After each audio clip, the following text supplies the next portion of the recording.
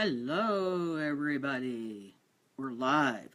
I'm just going to wait for a few minutes. We can just chat here until we are, until somebody joins us. I hope your week was good. Oh, there we have somebody. Gina. Hey, Gina, how are you doing? I'm looking forward to having coffee with you next week. I'm catching up. Sounds like you've had a very busy week. Very busy. That's good. Me too. I had a great week. Out in the desert, being grabbed by jumpy cactuses.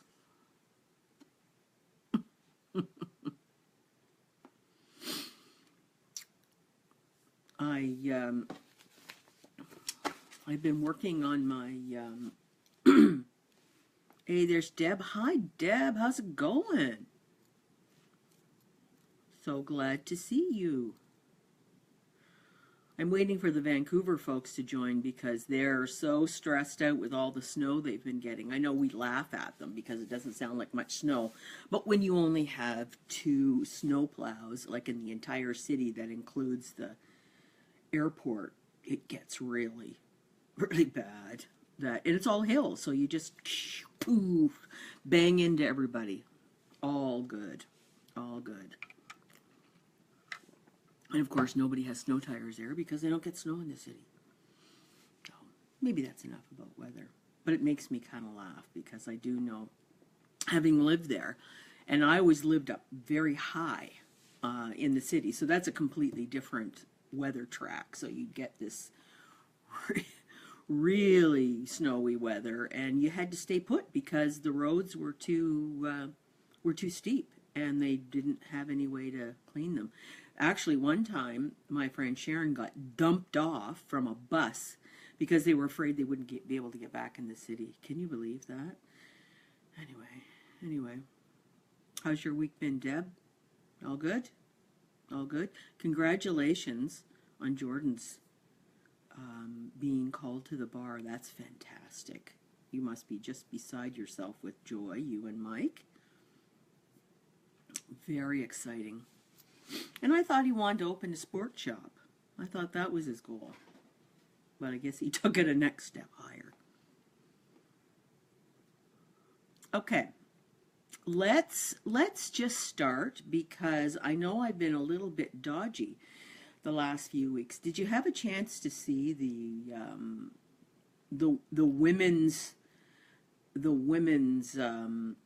sanctuary that this place that I was staying in Tucson was called a Wild Purple Ranch, and we figured it was about 7,000 square feet in the inside with all these really, crazy kind of add-ons, and it was all done in Spanish motifs, so all the sinks were the Spanish sinks, and there was all those beautiful Mexican tiles everywhere. It was really phenomenal. All these covered areas where I could just see sitting out there drinking margaritas and reading several good books.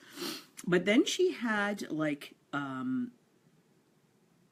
his dream is to be a lawyer for the Leafs. Well, I'm going to be sending him some good energy for that.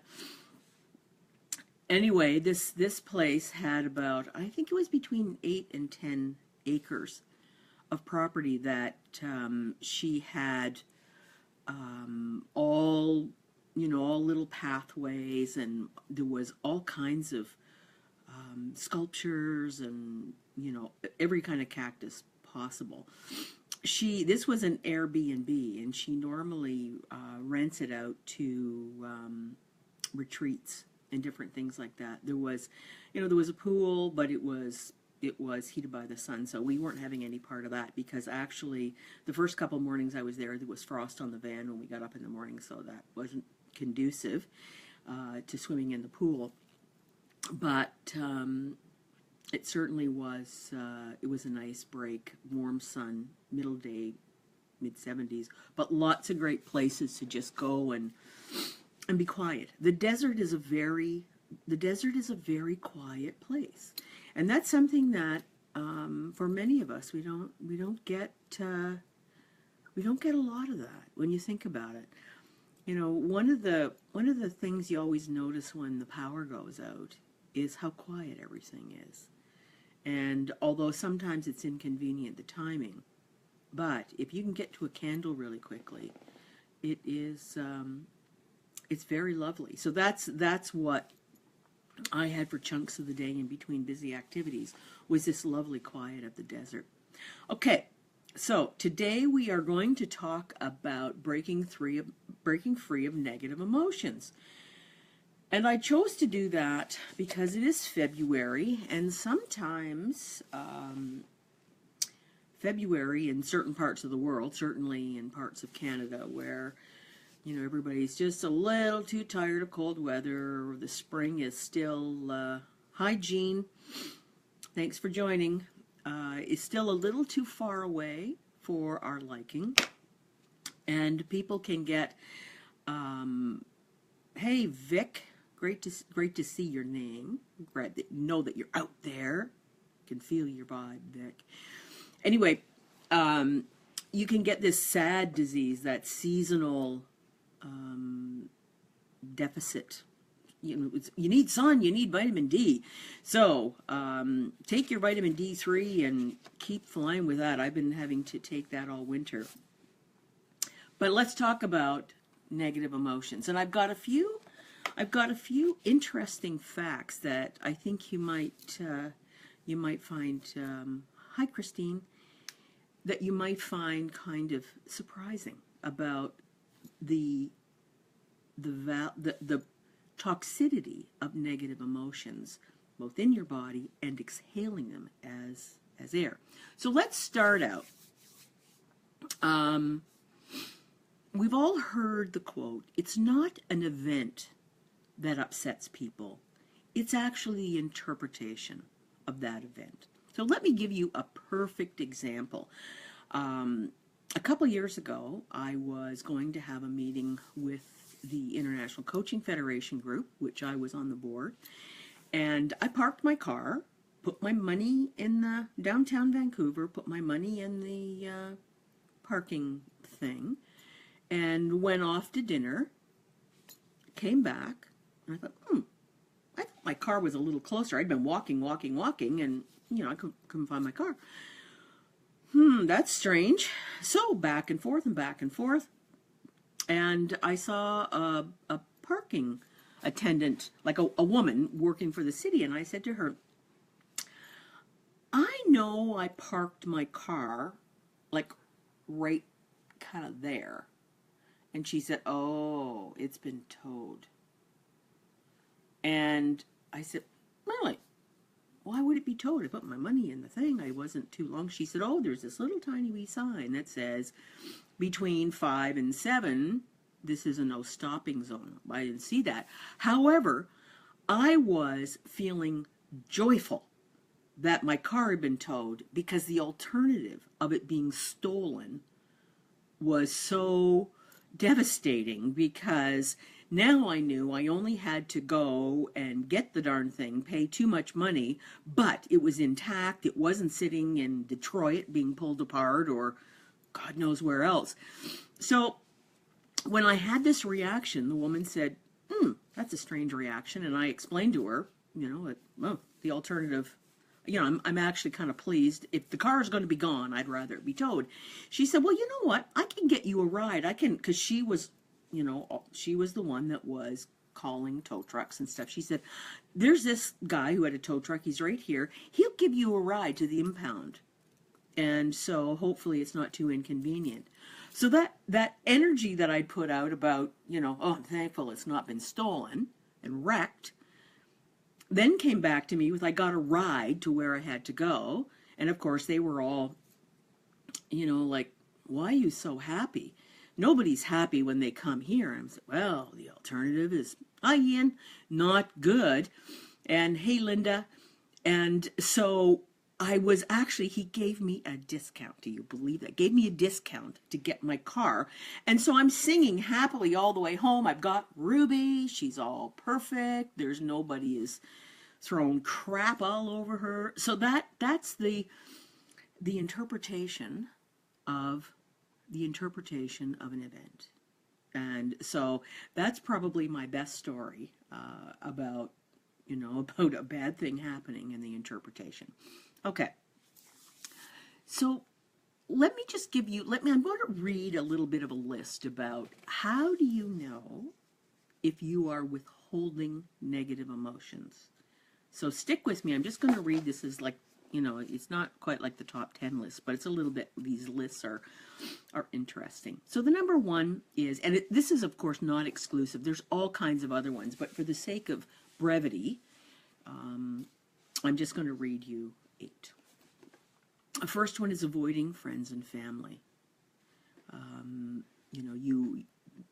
You obviously have issues that you haven't resolved if you can't, if you're not comfortable being around them or facing them. The second one is believing your future is bleak. And we all have met people who they feel that they have this dark cloud over their head that is constantly raining down on them. And, we may have periods of time where we have bad luck kind of comes in threes and then it moves on. But some people, they believe that it's a bigger deal, like it's a bit of a conspiracy. The third thing is soothing yourself with food, alcohol, or drugs. Now, I've been known to soothe myself with a little bit of sugar, and that is something that I have mentioned before that I'm mindful of. But now my tummy is starting to react to sugar, so my body's saying, no, we're not doing that anymore. No. So what are you going to do? The fourth thing is constantly thinking of a painful event. So you've had something horrible happen, or nasty, or unpleasant, and you can't get your mind off it. So I had all kinds of examples of that when I was going through cancer treatment. Hi, Olga. I ran into so many people who cancer had taken over their lives that it was they couldn't take a break from it at all. It was on their mind all the time.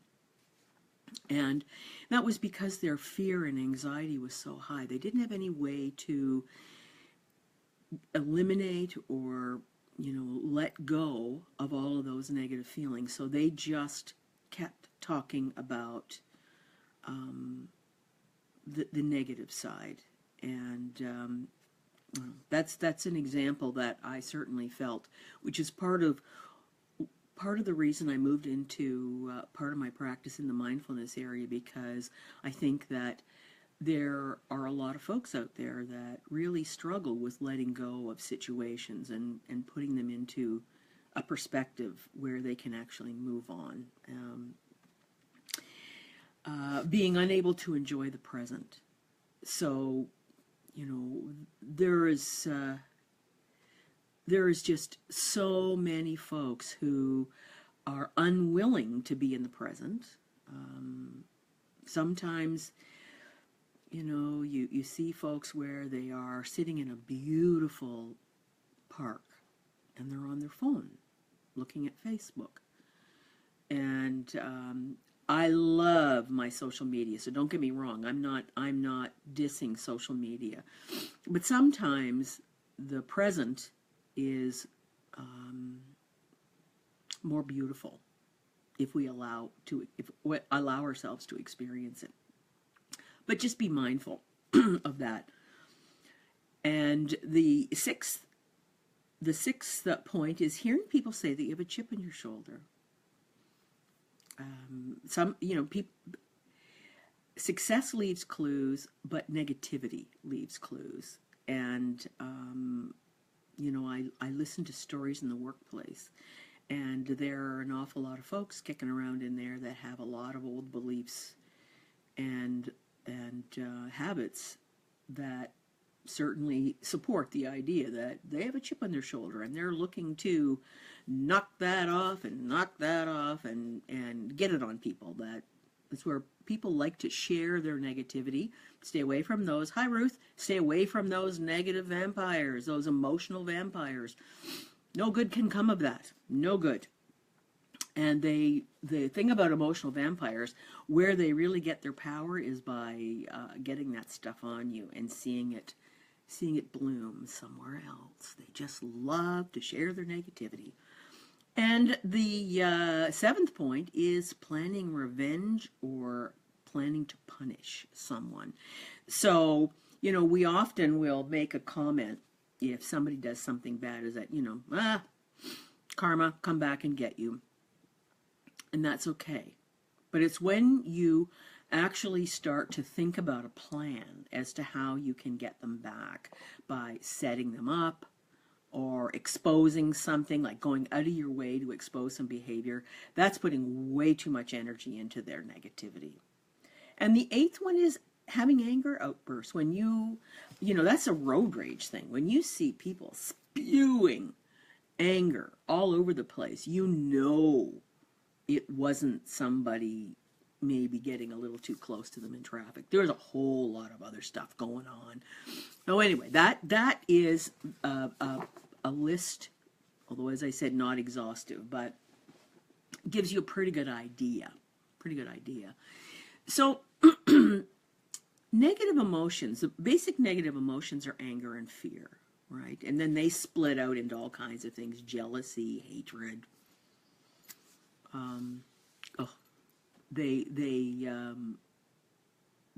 There's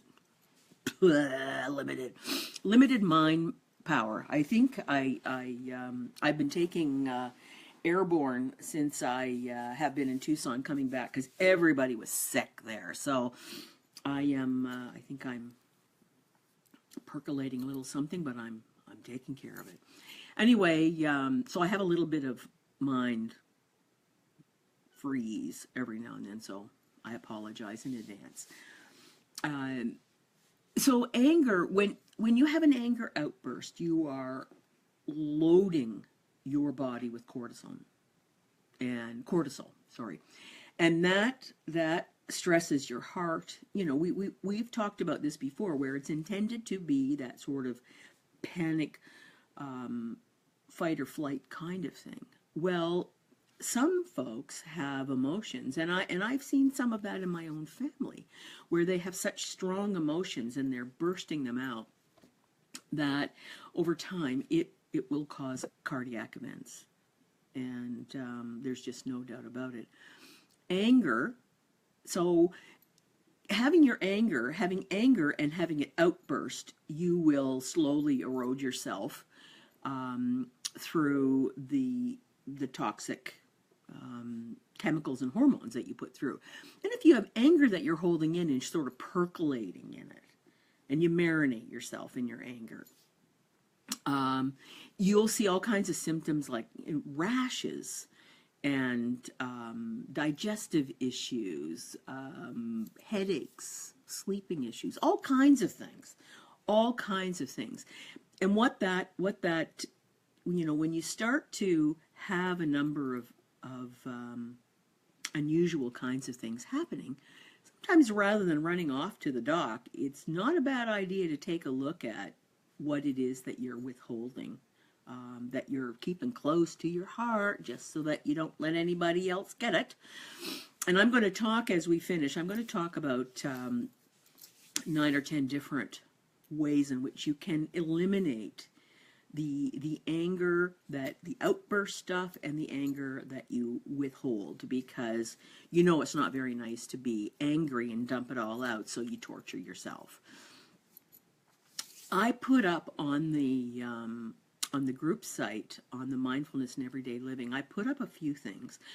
I've put up a picture of 3 books, one of them by Mona Lisa Schultz, one of them by Donna Eden, and one of them by Mona Lisa Schultz and Louise Hay, and where they talk about that mind-body connection and how very serious diseases like cancer and arthritis and all kinds of different things are actually the result of negative and harming emotions that are manifested in your mind, and then they sit within your body and they create that. And there is evidence that cannot be disputed anymore. It was always thought to be, kind of an out there idea that, if you think negative things, you can actually make them happen.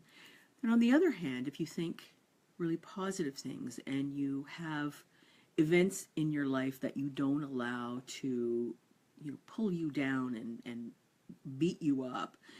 Also, the same kind of thing. You can get through a lot of stuff, and we read these amazing stories about.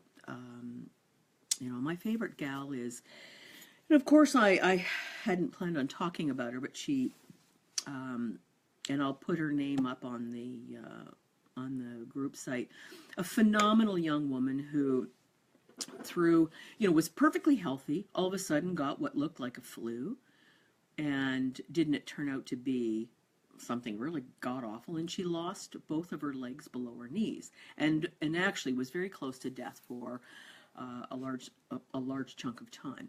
And she had been a snowboarder, and when she woke up from this trauma, there she had no legs from the knees down, and her life was significantly changed. I think she was like maybe 19 when this happened. Imagine at 19 having that out of the blue hit you like a brick. Anyway, I guess she had a very short period of time. I have her story in my book that's coming out because I just admire her and so many others like her. But what she did was she thought, no, this isn't going to work. So she started snowboarding with prosthetics, and she went on to win. She medaled in the Paralympics, and then she went on where I saw her, where she came to me now. Okay, here's a really terrible thing. I liked watching Dancing with the Stars, and she was on it. So here was this woman with 2 artificial legs, and she was the runner-up. She came in, I think she came in second, or maybe she won. I don't know. She was brilliant, and she did not let anything get in her way.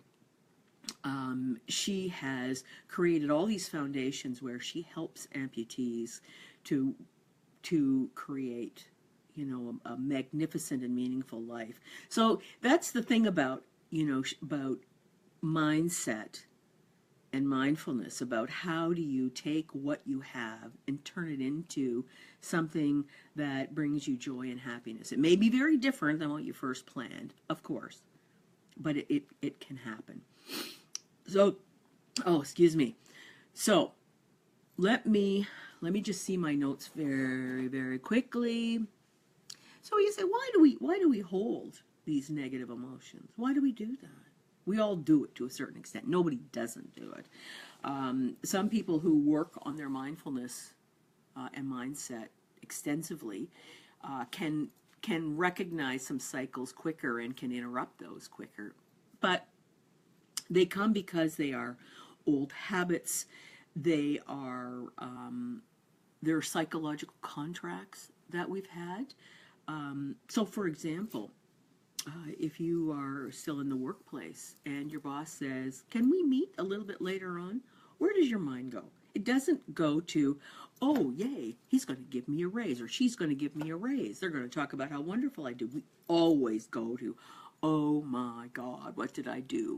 What's happening to me? Am I going to be fired? Oh no." And we do that habitually with things. My husband used to, if somebody would beep behind him, if he was in his vehicle and somebody would beep, he would immediately move forward. And I said, "Oh, don't do that. You are reacting to something, and it's going to be really dangerous." But it was in his mind that somebody beeped, he needed to move. Fortunately, he didn't cause any accidents around that, but we operate, and we've talked about this in other sessions, where we operate so autonomically. We go through all kinds of autopilot stuff. So let me talk a little wee bit about the mind-body connection. And David Suzuki. Okay, this is one of those interesting things that I just discovered today. David Suzuki wrote in his book, The Sacred Balance, condensed modules from breath exhaled from verbal expressions of anger, hatred, jealousy contain toxins. Those toxins, accumulated over an hour, are enough to kill 80 guinea pigs. Can you believe that?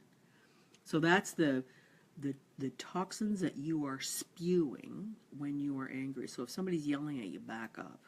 Back up, back up, back up, back up. I've also put on the Mindfulness in Everyday Living group site a visual, an image of a skeleton or the body, and where people like Mona Lisa Schultz and others are saying that, you know, if you bottle up negative emotions and different, where it will impact you in the body. There is hi Barb, there is a body of research that talks about breast cancer being resentment held within. So that's something that I've journaled about extensively too. I wasn't aware that I might have been resentful, but I need to consider that. It's well worth it. Okay, so I have another funny story to tell you about these psychological contracts that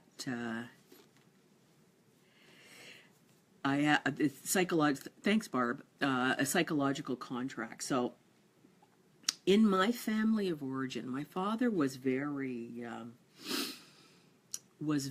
easy. He was quick to temper.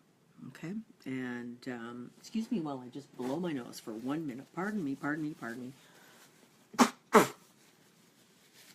Anyway, so in my family, if you were called out on something, you were expected to defend yourself, and you were expected to explain yourself. And it was usually done with great enthusiasm. Not that it happened all the time, but if my father, not my mother was much quieter and had a much more gentle approach, but my father was, you know, why did you do that? That wasn't very smart. Explain yourself. And if you did it in a timid way, or you couldn't explain it, that meant you were guilty. So I learned at a very young age, you do not let those opportunities go by, because you'd be claimed to be guilty for everything. So when I got together with my second husband, Brock, you know, we had lived together for a while. Everything was great. We got married, and our first year was really tough. I was really frustrated with Brock because we would have, you know, a disagreement that all young couples do, and he wouldn't engage. And so I treated him like he was guilty. And he just, you know, kept really quiet, and it was starting to drive me crazy. It was like, don't you want to talk about it? And he was like, no, I don't. And I thought, why didn't I see this before? I was a family therapist, for heaven's sakes. I should have seen this before. And then finally, I had a conversation with him, and I don't know how it came about. Being a family therapist, I was surrounded by really good therapists, so it was probably through lots of good coaching on behalf of my colleagues, because I was very close to my colleagues. I said to him, when I get cross with you, what are you thinking? And he was like, keep your mouth shut. In my family, if you kept your mouth shut, you couldn't get in trouble. It was like, oh. In my family, if you kept your mouth shut, you immediately got in trouble. And those are the psychological contracts. They're as simple as that can create havoc in your life. So if something is driving you crazy, think about where is that coming from? Is that a belief from your childhood? Is it a belief from your, you know, that you have been operating on and never thought to challenge it? But these are called psychological contracts, and we have all kinds of negative ones that we operate under, and well worth considering. So let's wrap up here a little bit. I've been going on and on and on and on. And so how do you get rid of this stuff. Because we all feel anger, we feel frustration, we feel maybe some envy, I don't know. We feel all kinds of stuff. And what do you do with it? Well, I'm going to put number one is journaling. I'm going to put that down there. That's my favorite because I work in my home office. I'm not around as many people as some are.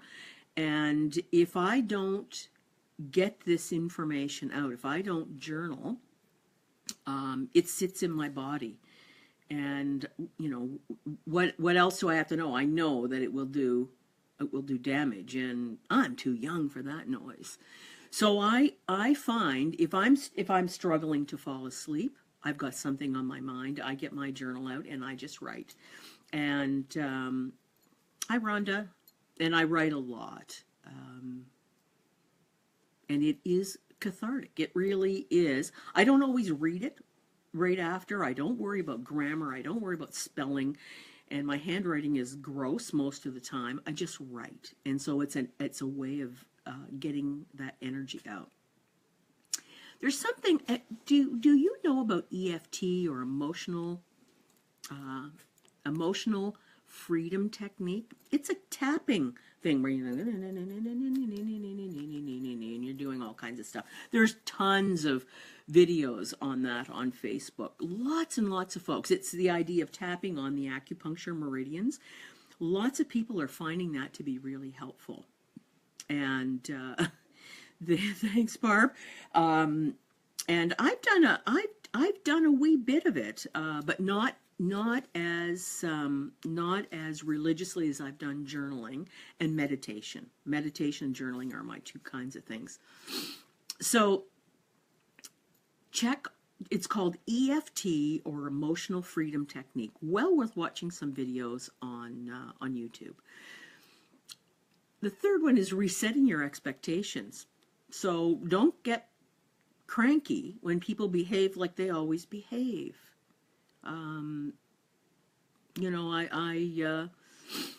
Sometimes, you deal with that with relatives where you get really frustrated with their behavior, but that's who they are.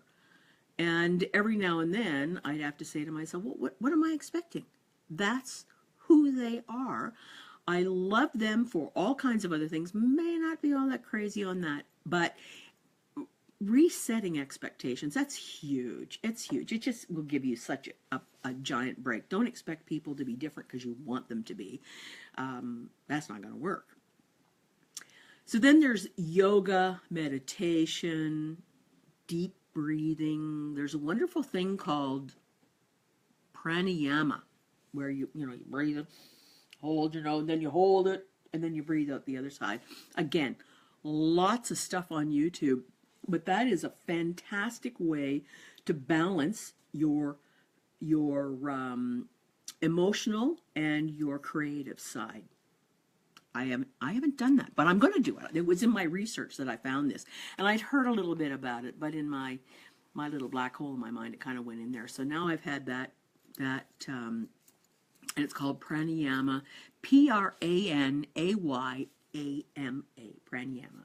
And if anybody wants the correct spelling of any of these things or any authors, I've tried to put most of it up on the group site.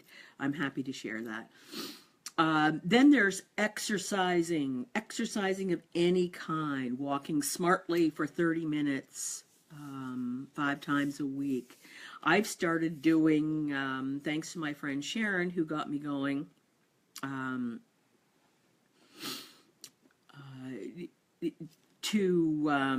okay, I was just reading Barb's thing. I've got to pay attention. I started doing some gentle stretching yoga.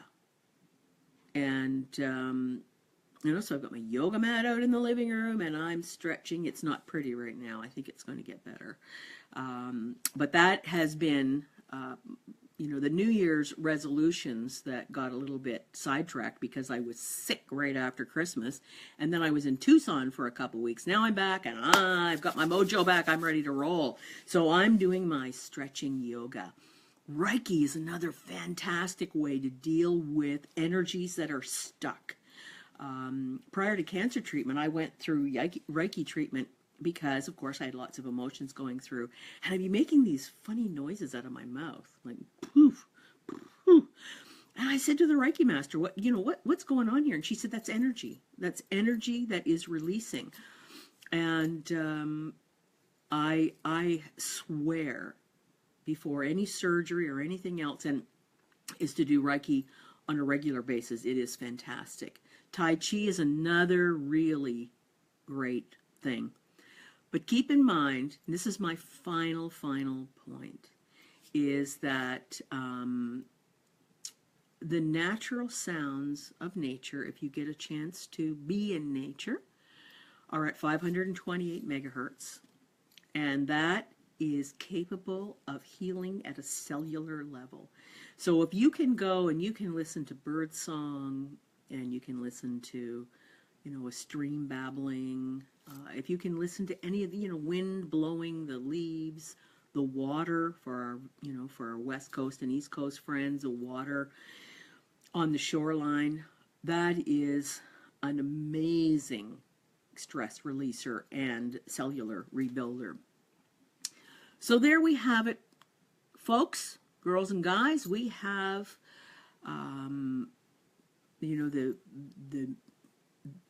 the negativity of keeping negativity bundled up. Why it is negative? The scientific research. There's visuals on the group site, and just some different kinds of things that you can do to release this negativity, and anger and frustration and all of those other emotions that don't serve us well. So I hope that you have found this yickety yak to be really helpful. I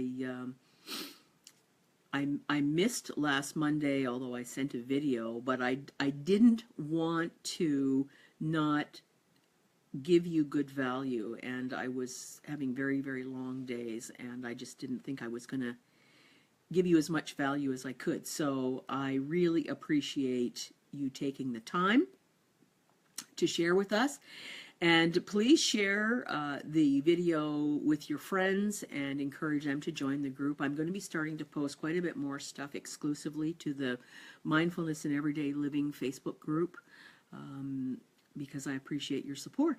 So anyway, I will see you next Monday, and we shall have a great week. Be mindful and write that stuff down. Bye-bye.